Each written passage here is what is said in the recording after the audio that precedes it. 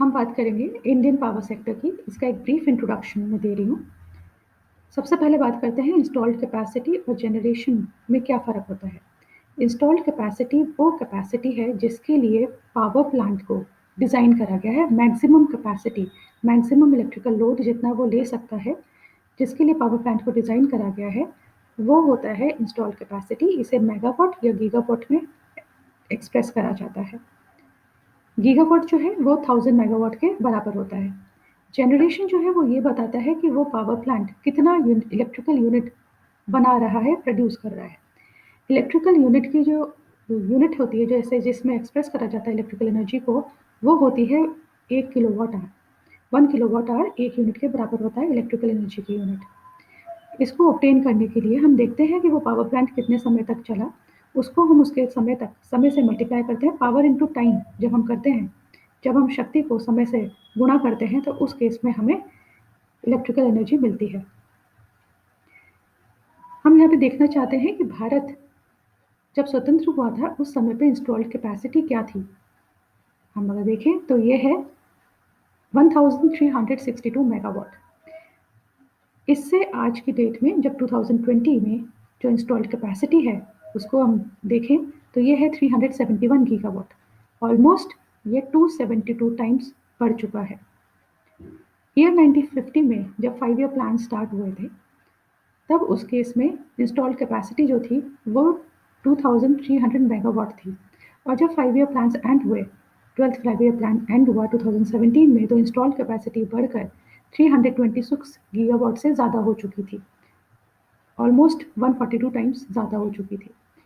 हम एक नज़र अगर डालें कि डिफरेंट 5 ईयर प्लान्स में कंट्रीब्यूशन कहाँ से आ रहा था, तो उसमें हम देखते हैं कि मेजर कंट्रीब्यूशन जो था वो थर्मल, न्यूक्लियर और हाइड्रो, जिसको कि एक कॉलम में दे रखा है, और रिन्यूएबल एनर्जी सोर्सेज जिसे अलग कॉलम में दे रखा है इस टेबल में।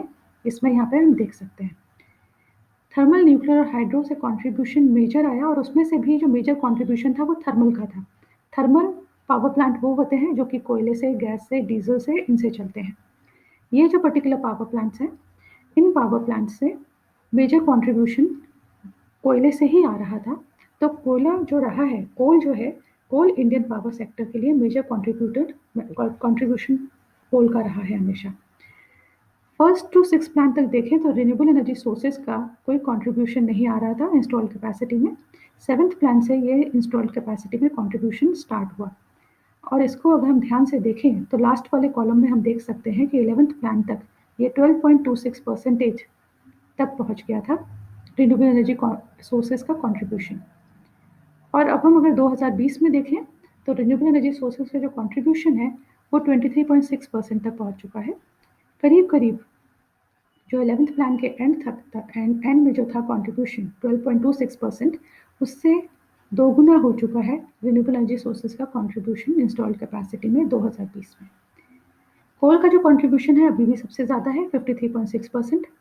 न्यूक्लियर का सिर्फ 1.8% है, हाइड्रो का 12.3% है, डीजल का 0.1%, गैस का 6.7% और लिग्नाइट का 1.8% है।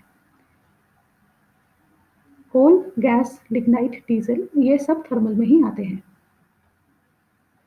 रिन्यूएबल एनर्जी सोर्सेज का अगर हम देखें तो ministry of new and renewable energy से लिया हुआ डेटा है। ये बताता है कि विंड और सोलर, इनका कंट्रीब्यूशन सबसे ज़्यादा है। विंड 37.83 गीगावाट्स पे और सोलर 36.08 गीगावाट पे है।